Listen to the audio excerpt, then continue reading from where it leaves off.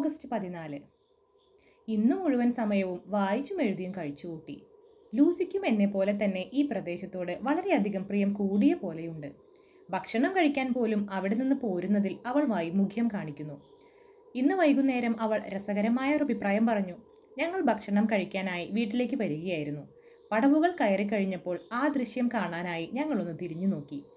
പശ്ചിമാമ്പരത്തിലൂടെ കിഴിഞ്ഞിറങ്ങുന്ന സായന്തന സൂര്യൻ കെറ്റിൽനസിൻ്റെ പിറകിലേക്ക് മറയുകയായിരുന്നു. അരുണകിരണങ്ങൾ ഈസ്റ്റ് ക്ലിഫിലും ആ പഴയ പള്ളിയിലും വീണുകിടന്നു. പരിസരമാകെ കുങ്കുമപ്രഭയിൽ കുളിച്ചിരിക്കുകയാണ്. ഞങ്ങൾ അല്പനേരം നിശബ്ദരായി നിന്നു. പെട്ടെന്ന് ലൂസി തന്നോടെന്ന പോലെ പിറുപിറുത്തു. അതാ വീണ്ടും അവൻ്റെ ചോരക്കണ്ണുകൾ. അതുതന്നെ. തികച്ചും അപ്രതീക്ഷിതമായ ആ അഭിപ്രായം കേട്ട് ഞാൻ പരിഭ്രമിച്ചുപോയി. അവളുടെ നേരെ തുറിച്ചു നോക്കുകയാണെന്നറിയാതെ തലയൽപ്പം ചെരിച്ച് ഞാൻ അവളെ നോക്കി. അവളൊരു അർദ്ധനിദ്രാവസ്ഥയിലാണ്. ആ മുഖത്ത് ഒരു അസാധാരണ ഭാവമുണ്ട്. എനിക്കൊന്നും വ്യക്തമായില്ല. അതുകൊണ്ട് ഞാനൊന്നും പറയാതെ അവൾ നോക്കുന്നിടത്തേക്ക് തന്നെ നോക്കി. അവൾ ഞങ്ങൾ ഇരിക്കാറുള്ള സ്ഥലത്തേക്ക് തന്നെയാണ് നോക്കിയിരുന്നത്. അവിടെ ഒരു കറുത്തിരുണ്ട രൂപം തനിയിരിക്കുന്നു. ഞാൻ തന്നെ ഒന്ന് ഞെട്ടിത്തരിച്ചുപോയി. അതിന് തീജ്വാലകൾ പോലെയുള്ള 2 വലിയ കണ്ണുകളുണ്ട്. പക്ഷെ വീണ്ടും ഒന്നുകൂടി നോക്കിയപ്പോൾ അവിടെ യാതൊന്നുമില്ലായിരുന്നു. ഞങ്ങളുടെ ഇരിപ്പിടത്തിന് പിറകിലെ പള്ളിയുടെ ജനലുകൾ അസ്തമയ സൂര്യൻ്റെ ചെങ്കതിരുകൾ തട്ടി തിളങ്ങിക്കൊണ്ടിരുന്നു. സൂര്യബിംബം മാഞ്ഞു കഴിഞ്ഞിരുന്നു. പള്ളിയുടെ മുകളിൽ നിന്ന് കുങ്കുമച്ചവി നീങ്ങി. ആ അവാച്യ സുന്ദര ദൃശ്യത്തിലേക്ക് ഞാൻ ലൂസിയുടെ ശ്രദ്ധ ക്ഷണിച്ചു. തിരിഞ്ഞു നോക്കിയപ്പോൾ അവൾ ഒന്ന് ഞെട്ടി. അവൾ വളരെ ദുഃഖാകുലയായി കാണപ്പെട്ടു. ഒരുപക്ഷെ അവൾ അവിടെ പോയിരുന്ന അതിഭീതിതമായ രാത്രിയെപ്പറ്റി ചിന്തിക്കുകയാവാം. ഞങ്ങൾ അതിനെപ്പറ്റി ഒരിക്കലും സംസാരിക്കാറില്ല. ഞങ്ങൾ നേരെ വീട്ടിലേക്ക് പോയി. തലവേദനയുണ്ടെന്ന് പറഞ്ഞ് ലൂസി നേരത്തെ ഉറങ്ങാൻ കിടന്നു. ഞാൻ നോക്കുമ്പോൾ അവൾ ഉറങ്ങിക്കഴിഞ്ഞിരുന്നു. ഞാൻ അല്പം നടക്കാനിറങ്ങി. എൻ്റെ ഹൃദയത്തിൽ ജൊനാഥനെ പറ്റിയുള്ള മധുരോദാരമായ ഒരു വേദന മുറ്റി നിറഞ്ഞു. വീട്ടിലേക്ക് തിരിച്ചപ്പോൾ വെട്ടിത്തിളങ്ങുന്ന ചന്ദ്രിക പരന്നു കഴിഞ്ഞിരുന്നു. ഞങ്ങളുടെ വീടിൻ്റെ ഭാഗം നിഴലിലാണെങ്കിലും എല്ലാം വ്യക്തമായി കാണാം. ഞാൻ ഞങ്ങളുടെ ജനലിന് നേരെ ഒരു നോട്ടം അയച്ചു. ലൂസി പുറത്തേക്ക് എത്തി നോക്കുന്നുണ്ടായിരുന്നു. അവൾ എന്നെ അന്വേഷിക്കുന്നുണ്ടായിരിക്കുമെന്ന് ഞാൻ കരുതി. അതിനാൽ ഞാൻ തൂവാലയെടുത്ത് വീശി കാണിച്ചു. അവൾ കണ്ടില്ല, അനങ്ങിയതുമില്ല. പെട്ടെന്ന് മേഘശകലം നീങ്ങിയപ്പോൾ നിലാവെളിച്ചം ജനലിൽ പതിച്ചു. ലൂസി അപ്പോഴും തലചിരിച്ച് ജനലിൽ ചേർത്ത് വെച്ച് കണ്ണുകൾ ചിമ്മി അവിടെ തന്നെ നിൽക്കുന്നുണ്ടായിരുന്നു. അവൾ നല്ല ഉറക്കമാണ്. അവളുടെ തൊട്ടരികിൽ ജനലിന്മേൽ ഒരു വലിയ പക്ഷിയുടെ വലിപ്പമുള്ള കറുത്തിരണ്ട എന്തോ ഒന്നിരിക്കുന്നു. ഞാൻ ഞെട്ടിത്തെറിച്ചുപോയി. മുകളിലേക്ക് ഓടിയെത്തിയപ്പോൾ ലൂസി തിരിഞ്ഞ് കിടക്കയിലേക്ക് തന്നെ വരികയായിരുന്നു. അപ്പോഴും അവൾ ഉറങ്ങുക തന്നെയാണ്. ശക്തിയായി ദീർഘശ്വാസം കഴിക്കുന്നുണ്ട്. അവൾ തണുപ്പുകൊണ്ടെന്ന പോലെ കഴുത്തിൽ ഇറുകെ പിടിച്ചിട്ടുണ്ട്. ഞാൻ അവളെ ഉണർത്തിയില്ല. വാതിൽ അടച്ചുപൂട്ടി ജനൽ ഭദ്രമായി അടച്ചു കുറ്റിയിട്ടു. ഉറക്കത്തിൽ അവൾ ഏറ്റവും സുന്ദരിയായിരിക്കുന്നു. പക്ഷേ മുമ്പത്തേക്കാളും വിളർത്തതുപോലെയുണ്ട്. കണ്ണുകളുടെ താഴെ ഒരു ക്ഷീണരേഖയുമുണ്ട്. ആ കാഴ്ചയിൽ എനിക്ക് അസുഖം തോന്നി. അവൾ എന്തിനെയോ ചൊല്ലി ദുഃഖിക്കുകയാണെന്ന് ഞാൻ ഭയപ്പെടുന്നു. അതെന്താണെന്ന് കണ്ടുപിടിക്കാൻ എനിക്ക് കഴിഞ്ഞെങ്കിൽ. ഓഗസ്റ്റ് 15. സാധാരണത്തെക്കാളും വൈകിയാണ് എണീറ്റത്. ലൂസി ക്ഷീണിച്ച അവശയായിരുന്നു. വിളിച്ചുണർത്തിയിട്ടും അവൾ കിടന്നു മയങ്ങി. പ്രാതലിനിരിക്കുമ്പോഴാണ് വിവരം അറിഞ്ഞത്. ആർതറുടെ അച്ഛന് സുഖക്കേട് വളരെ ഭേദമുണ്ട്. താമസിയാതെ കല്യാണം നടത്തണമെന്നാണ് പറയുന്നത്. ലൂസി ആനന്ദപരവശയായി. അവളുടെ അമ്മയ്ക്ക് സന്തോഷവും സങ്കടവും ഒപ്പം വന്നു. കുറെ കഴിഞ്ഞാണ് അവരതിൻ്റെ കാരണം പറഞ്ഞത്. ലൂസി തന്നെ വിട്ടുപോകുമെന്നതുകൊണ്ടാണ് അവർക്ക് ദുഃഖം. പക്ഷേ താമസിയാതെ തന്നെ അവർക്ക് ഒരു രക്ഷകർത്താവ് ഉണ്ടാവുകയായി എന്നതിൽ അവർ സന്തോഷിക്കുകയും ചെയ്യുന്നു. പാവം സ്ത്രീ. തൻ്റെ മരണം അടുത്തു കഴിഞ്ഞുവെന്നവർ പറഞ്ഞു. അവരത് ലൂസിയോട് പറഞ്ഞിട്ടില്ല. അത് രഹസ്യമായി വെക്കുമെന്ന് എന്നെക്കൊണ്ട് ശപഥം ചെയ്യിക്കുകയും ചെയ്തു. അടുത്ത ചില മാസങ്ങൾക്കകം അവർ മരിക്കുമെന്ന് ഡോക്ടർ പറഞ്ഞുവത്രേ. അവരുടെ ഹൃദയം അത്രയും ക്ഷീണിച്ചു കഴിഞ്ഞിരിക്കുന്നു. ഏതു നിമിഷത്തിലും, ഇപ്പോഴും ആവാം, പെട്ടെന്നുണ്ടാകുന്ന ഒരു ആഘാതം അവരുടെ ജീവൻ എടുത്തേക്കും. ഹോ, ലൂസിയുടെ അന്നത്തെ സ്വപ്ന സഞ്ചാരത്തെപ്പറ്റി അവരോട് പറയാതിരുന്നത് എത്ര നന്നായി. ഓഗസ്റ്റ് 17. 2 ദിവസം ഒന്നും തന്നെ എഴുതിയില്ല. എനിക്കൊന്നും എഴുതാൻ മനസ്സ് വന്നില്ല. എന്തോ ഒരു മൗഢ്യം ഞങ്ങളുടെ സുഖത്തിൽ നിഴൽ വീശുന്നത് പോലെ തോന്നി. ജൊനാഥൻ്റെ യാതൊരു വിവരവുമില്ല. ലൂസി പിന്നെയും പിന്നെയും ക്ഷീണിച്ചു വരുന്നു. അവളുടെ അമ്മയുടെ ദിവസങ്ങൾ കുറഞ്ഞു വരികയാണ്. ലൂസിയുടെ തളർച്ചയുടെ കാരണത്തെപ്പറ്റി ഒരു പിടിയും കിട്ടിയില്ല. അവൾ നല്ലപോലെ ഭക്ഷണം കഴിക്കുന്നുണ്ട്, ഉറങ്ങുന്നുണ്ട്, നല്ലപോലെ കാറ്റുകൊള്ളുന്നുമുണ്ട്. പക്ഷേ അതേ സമയം തന്നെ അവളുടെ കപോലങ്ങളിലെ അരുണിമ മാഞ്ഞു മാഞ്ഞു വരികയാണ്. നിത്യേന അവൾ തളർന്നു വരികയാണ്. രാത്രി സമയങ്ങളിൽ അവൾ ശ്വാസം കിട്ടാതെ വിഷമിക്കുന്നുണ്ടെന്ന് തോന്നി. മുറിയുടെ താക്കോൽ രാത്രി മുഴുവൻ ഞാൻ മടിയിൽ തന്നെ സൂക്ഷിക്കാറുണ്ട്. പക്ഷേ അവൾ എഴുന്നേറ്റ് മുറിയിൽ അങ്ങോട്ടും ഇങ്ങോട്ടും നടക്കും. തുറന്നിട്ട ജനൽപ്പടിയിൽ കയറിയിരിക്കുകയും ചെയ്യും. ഇന്നലെ രാത്രി ഞാൻ ഉണർന്നപ്പോൾ അവൾ ജനലിലൂടെ പുറത്തേക്ക് തല നീട്ടി കുനിഞ്ഞിരിക്കുകയായിരുന്നു. ഞാൻ അവളെ ഉണർത്താൻ ശ്രമിച്ചു, എങ്കിലും കഴിഞ്ഞില്ല. അവൾ ബോധഹീനയായിരുന്നു. ബോധം വീണ്ടു കിട്ടിയപ്പോഴേക്കും അവൾ ആകെ പരീക്ഷീണയായി കഴിഞ്ഞിരുന്നു. ശ്വാസം കഴിക്കാൻ വിഷമിച്ചുകൊണ്ട് നിശബ്ദയായി ദീനദീനം കരഞ്ഞു. എങ്ങനെയാണ് ജാലകത്തിനരികിലെത്തിയതെന്ന് ചോദിച്ചപ്പോൾ അവൾ തല കുലുക്കിക്കൊണ്ട് വിദൂരതയിലേക്ക് നോക്കുക മാത്രമേ ചെയ്തുള്ളൂ. അവളുടെ സുഖക്കേടിൻ്റെ കാരണം ശപിക്കപ്പെട്ട ആ സേഫ്റ്റി പിൻ കുത്തിയുണ്ടായ മുറിവല്ലെന്ന് വിശ്വസിക്കട്ടെ. ഇപ്പോൾ ഉറക്കത്തിൽ ഞാൻ അവളുടെ തൊണ്ടയിൽ ശ്രദ്ധിച്ചു നോക്കി. ആ ചെറിയ മുറിവുകൾ ഇനിയും ഉണങ്ങിയിട്ടില്ല. അവ ഇപ്പോഴും തുറന്നു തന്നെയിരിക്കുന്നു. മുമ്പത്തേക്കാളും കുറച്ചധികം വിടർന്നിട്ടുണ്ട്. വക്കുകൾ അല്പം വിങ്ങുകയും ചെയ്തിരിക്കുന്നു. മധ്യത്തിൽ ചുവപ്പ് കലർന്ന വെള്ള കുത്തുകൾ പോലെയുണ്ട്. 1-2 ദിവസത്തിനുള്ളിൽ അത് ഉണങ്ങുന്നില്ലെങ്കിൽ ഏതായാലും ഡോക്ടറെ കാണിക്കണം. വൈറ്റ് ബിയിലെ നിയമോപദേഷ്ടാക്കളായ ബില്ലിംഗ്ടൺ ആൻഡ് സൺസ് ലണ്ടനിലെ കാർട്ടർ പീറ്റേഴ്സൺ കമ്പനിക്ക് അയച്ച കത്ത്. മാന്യരെ, തീവണ്ടി വഴി അയച്ചിട്ടുള്ള സാമാനങ്ങളുടെ രശീതി ഇതൊന്നിച്ച് അയക്കുന്നു. അവ എത്തിയ ഉടനെ തന്നെ പർഫ്ലീറ്റിനരികെയുള്ള കാർഫാക്സിൽ ഇറക്കേണ്ടവയാണ്. വീടിപ്പോൾ ഒഴിഞ്ഞുകിടക്കുകയാണ്. അവയുടെ താക്കോലുകളും ഇതോടൊപ്പം അയക്കുന്നുണ്ട്. ആ വീട് ഒരു വശമാകെ പൊളിഞ്ഞു കിടക്കുകയാണ്. അതിൻ്റെ ഒരു ഏകദേശ പ്ലാൻ ഇതിലുണ്ട്. അതിൽ എ എന്ന് അടയാളപ്പെടുത്തിയിട്ടുള്ള ഭാഗത്താണ് സാമാനങ്ങൾ ഇറക്കിയിടേണ്ടത്. ആകെ 50 പെട്ടികളാണ് ഉള്ളത്. നിങ്ങളുടെ ഏജന്റിന് ആ പ്രദേശം കണ്ടുപിടിക്കാൻ വലിയ ക്ലേശമുണ്ടാവുകയില്ല. കാരണം അത് ഒരു പുരാതനമായ പള്ളിയാണ്. സാമാനങ്ങൾ എത്രയും വേഗം അവിടെ നിന്ന് കൊണ്ടുപോകണമെന്നാണ് ഞങ്ങളുടെ കക്ഷിയുടെ ആഗ്രഹം. അതിനാൽ മേൽപ്പറഞ്ഞ സമയത്തേക്ക് സ്റ്റേഷനിൽ നിങ്ങളുടെ ആൾക്കാർ തയ്യാറായി നിൽക്കുകയും ഉടനെ തന്നെ സാമാനങ്ങൾ നീക്കം ചെയ്യുകയും വേണമെന്നാണ് ഞങ്ങളുടെ അപേക്ഷ. പണസംബന്ധമായ യാതൊരു താമസവും വരാതെയിരിക്കുന്നതിനായി ഇതൊന്നിച്ച് 10 പവന്റെ ചെക്ക് അയക്കുന്നു. ആയതവിടെ കിട്ടിയാൽ വിവരം അറിയിക്കുമല്ലോ. ചാർജ് ഇതിൽ കുറവാണെങ്കിൽ ബാക്കി ഞങ്ങൾക്ക് അയച്ചു തന്നാൽ മതി. കൂടുതലാണെങ്കിൽ വിവരം അറിയിച്ചാൽ ഉടനെ ബാക്കി സംഖ്യ അയച്ചു തരുന്നതാണ്. തിരികെ പോരുമ്പോൾ താക്കോലുകൾ ഹാളിൽ തന്നെ വെച്ചാൽ മതി. ഞങ്ങളുടെ കക്ഷി തൻ്റെ കൈവശമുള്ള ഇണത്താക്കോൽ ഉപയോഗിച്ച് വീട് തുറന്ന് ആയതെടുത്തുകൊള്ളും. പരമാവധി വേഗത്തിൽ സാമാനങ്ങൾ നീക്കം ചെയ്യണമെന്ന് അപേക്ഷിക്കുമ്പോൾ ഞങ്ങൾ വ്യാപാര മര്യാദകളെ അതിലംഘിക്കുകയാണ് എന്ന് കരുതാതിരിക്കാൻ അപേക്ഷ എന്ന് നിങ്ങളുടെ വിശ്വസ്തർ Samuel F. Billington and sons. Carter Billington അയച്ച കത്ത്. ഓഗസ്റ്റ് 21. മാന്യരെ, 10 പവന്റെ ചെക്ക് കിട്ടിയെന്ന് അറിയിക്കട്ടെ. 1 പവൻ 19 ഷില്ലിംഗ് 9 പെൻസിൻ്റെ ഒരു ചെക്ക് ഇതാ അയക്കുന്നു. ഇത് ബാക്കി വന്ന സംഖ്യയാണ്. ചെലവുകളുടെ രശീതിയും ഇതോടൊപ്പം അയക്കുന്നു.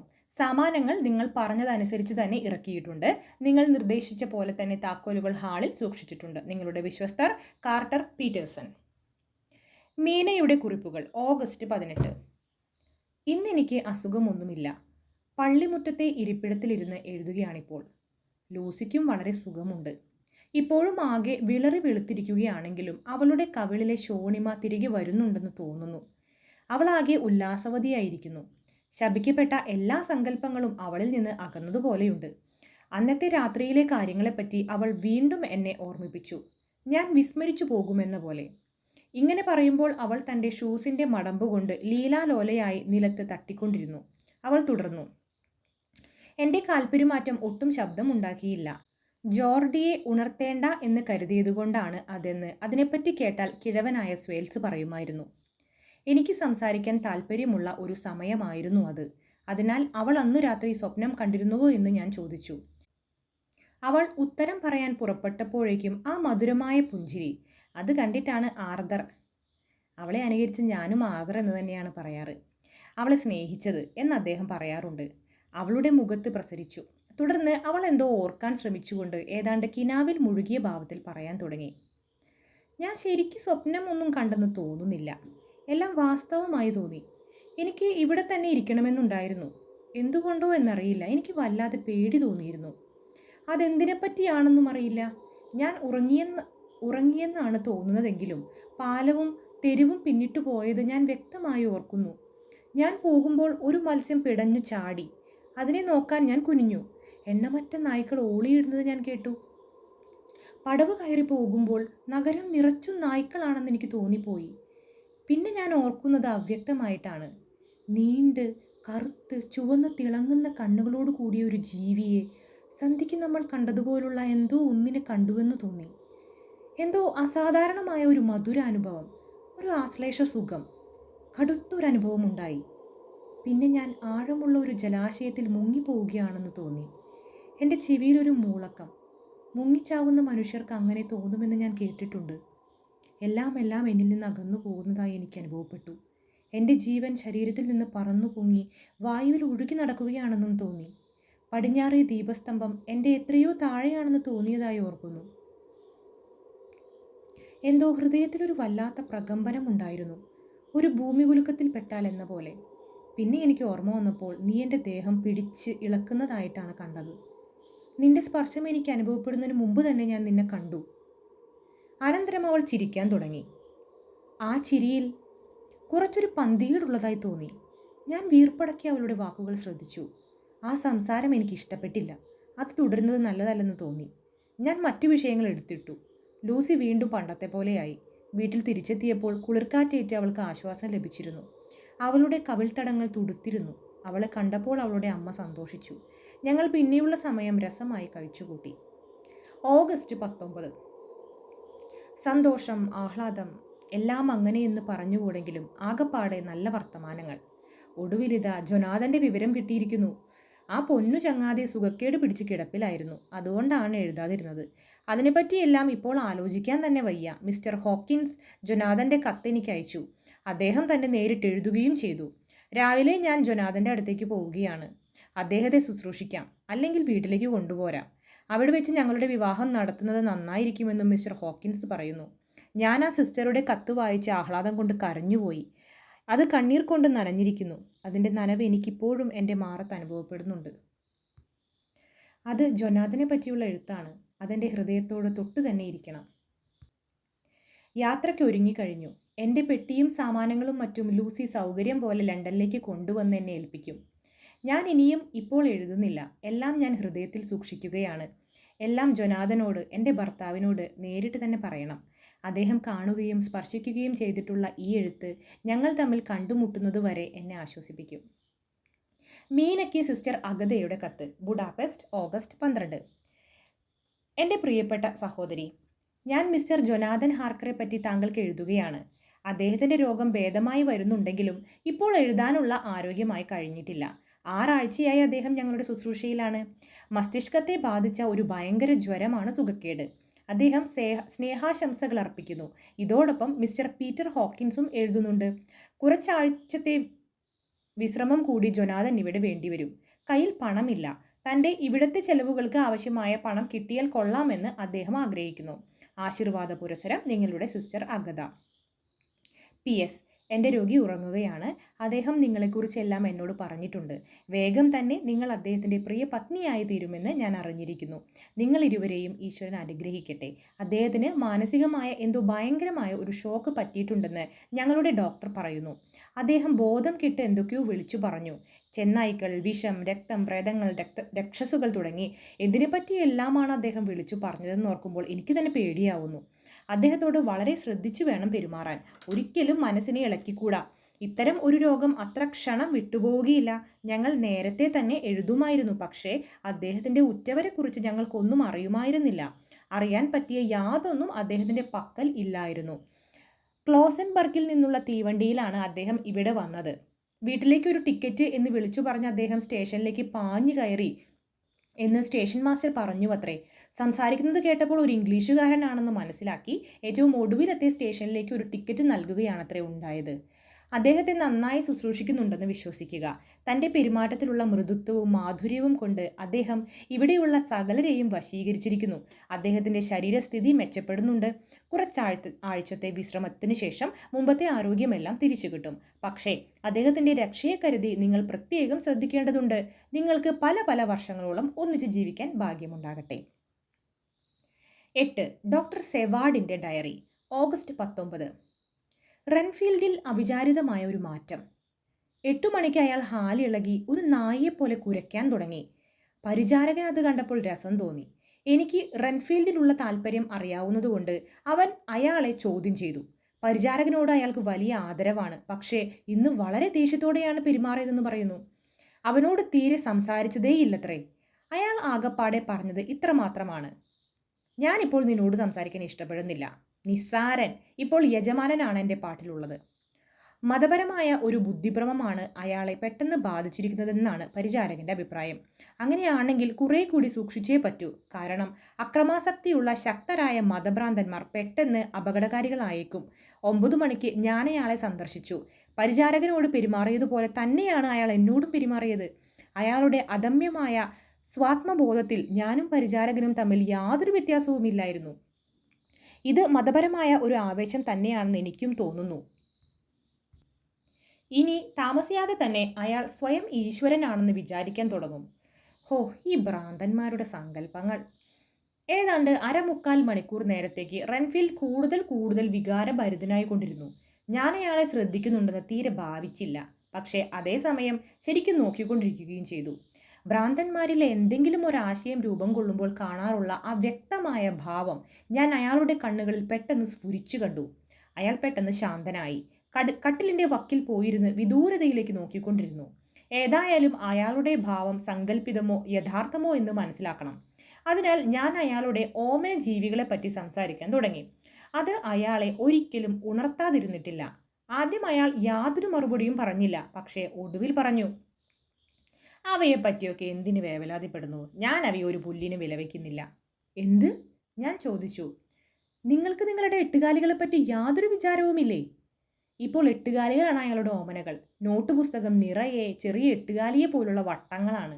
അയാൾ ഗൗരവത്തിൽ മറുപടി പറഞ്ഞു. വധുവിന്റെ വരവും പ്രതീക്ഷിച്ച് ആഹ്ലാദ തുന്തിലമായ കണ്ണുകളോടെ കാത്തു നിൽക്കുകയാണ് തോഴിമാർ. പക്ഷേ വധു അടുത്തെത്തിക്കഴിയുമ്പോൾ തോഴിമാരുടെ മുഖം മങ്ങുന്നു. അയാൾ വിശദീകരിക്കാൻ കൂട്ടാക്കിയില്ല.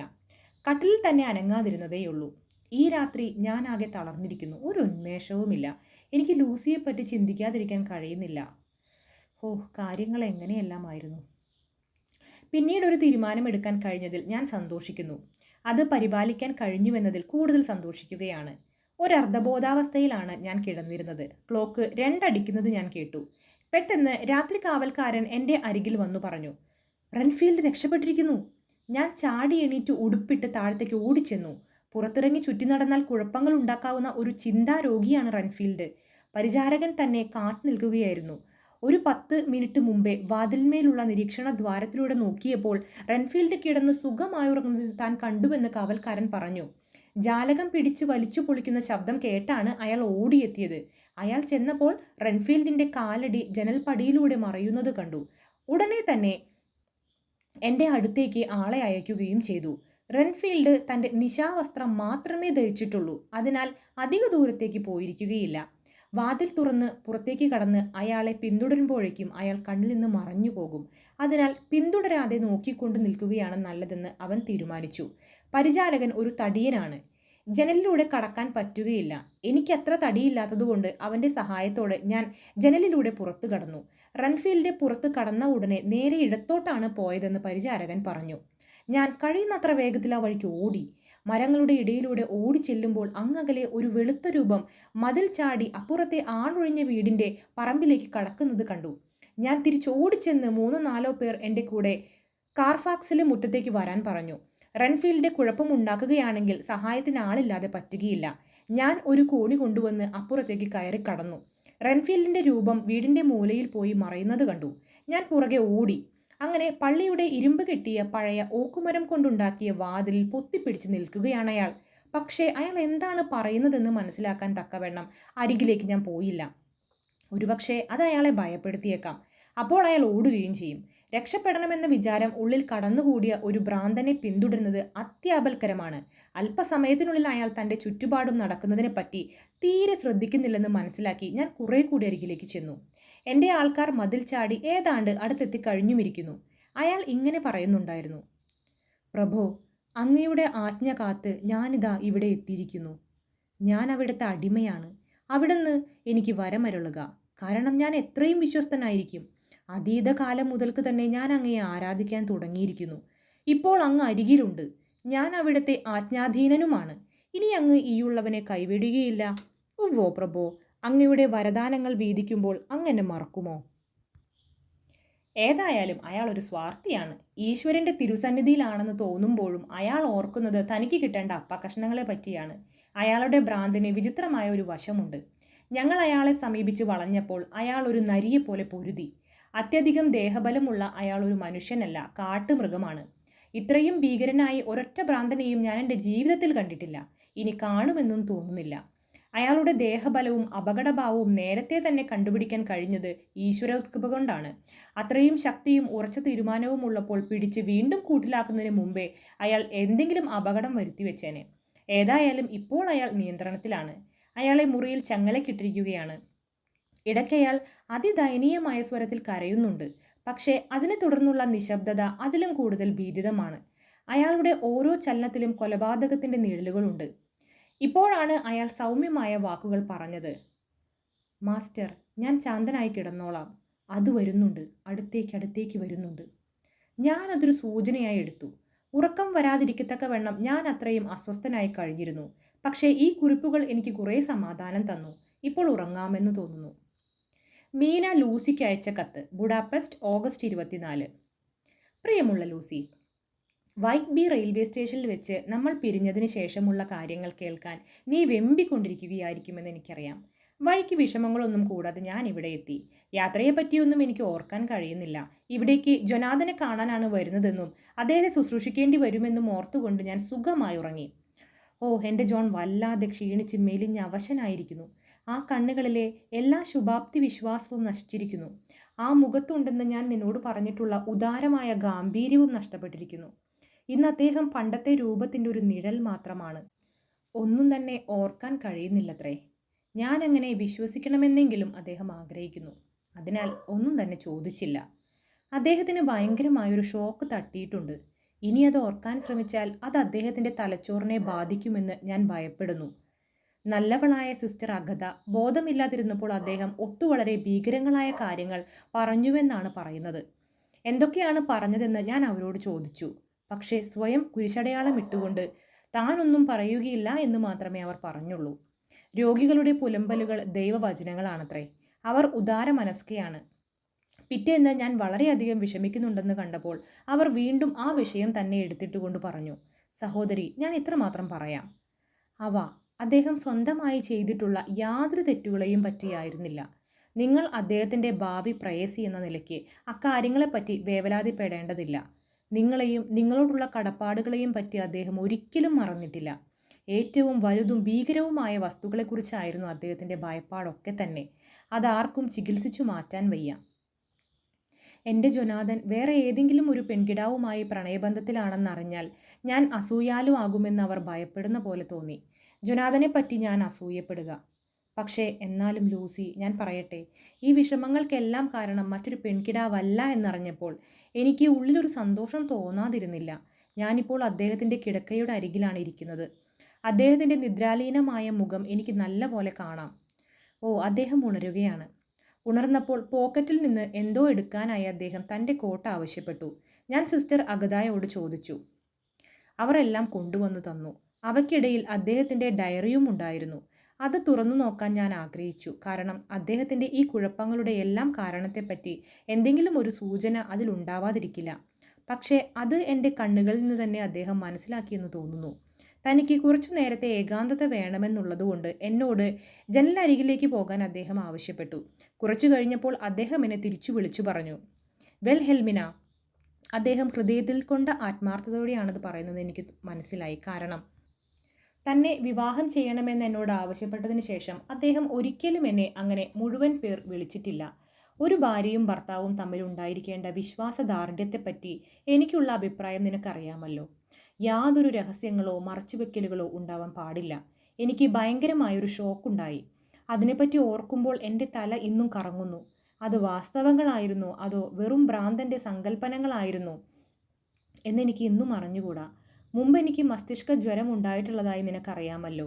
അത് ശരിയായ ഭ്രാന്താണ്. രഹസ്യമെല്ലാം ഇതിലുണ്ട്. അതെന്താണെന്ന് എനിക്കറിയണം. കല്യാണം കഴിഞ്ഞ് ഇവിടെ വെച്ച് നമ്മുടെ ജീവിതം ആരംഭിക്കണമെന്നാണ് ഞാൻ കരുതുന്നത്. ചടങ്ങുകളൊക്കെ കഴിഞ്ഞാൽ ഞങ്ങൾ കല്യാണം കഴിക്കാൻ തീരുമാനിച്ചിരുന്നതാണല്ലോ. വിൽഹെൽമിന, നീ എൻ്റെ മൗഢ്യം പങ്കിടാൻ തയ്യാറാണോ? ഡയറി ഇതാ ഇവിടെയുണ്ട്. അതെടുത്തോളൂ, സൂക്ഷിച്ചു വച്ചോളൂ. ഇഷ്ടമുണ്ടെങ്കിൽ വായിച്ചോളൂ, പക്ഷേ ഒരിക്കലും എന്നെ അറിയിക്കരുത്.